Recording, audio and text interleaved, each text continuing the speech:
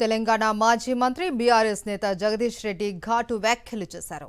Media ముసుగులో కొంతమంది slaughter హౌస్లు నడుపుతూ ఉన్నారని ఆయన ఆగ్రహం వ్యక్తం చేశారు. ఏడాదిన్నరగా మీడియాను అడ్డుపెట్టుకుని కేసీఆర్పై కుట్రలు చేస్తున్నది కాంగ్రెస్ పై ఆయన మండిపడ్డారు. మీడియా ముసుగులో దాడి చేస్తే కేసీఆర్ అభిమానులు ఊరుకోరని అన్నారు.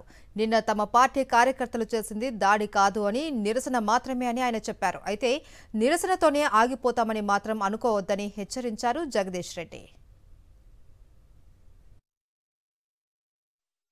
దాడి చేసిందని చెప్పి పాపం చాలా కన్నీరు గారుస్తున్నారు. చంద్రబాబు నాయుడు గారు, వారి మంత్రివర్గ సహచరులు, ఇక్కడ వారి శిష్యులు, వారి శిష్యవర్గం మంత్రివర్గ సహచరులు.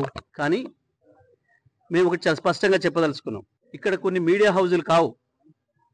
మీడియా పేరు అడ్డం పెట్టుకొని స్లాటర్ హౌజులు నడుపుతున్నారు. ఇవి మీడియా హౌజులు కావు, స్లాటర్ హౌజులు. కొన్ని 2-3 స్లాటర్ హౌజులు ఉన్నాయి. కేసీఆర్ని ఎట్లా చంపాలి, కేటీఆర్ని ఎట్లా చంపాలి వ్యక్తిత్వాన్ని అని చెప్పి అదే పనిగా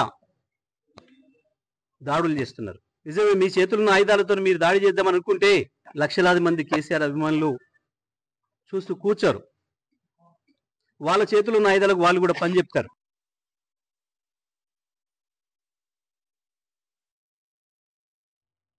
నిన్న జరిగింది దాడి కాదు, నిరసన మాత్రమే. నేను దాడి మొదలు పెడితే అట్లా ఉండదు. కానీ మొదలు పెట్టమని మాత్రం అనుకోకండి.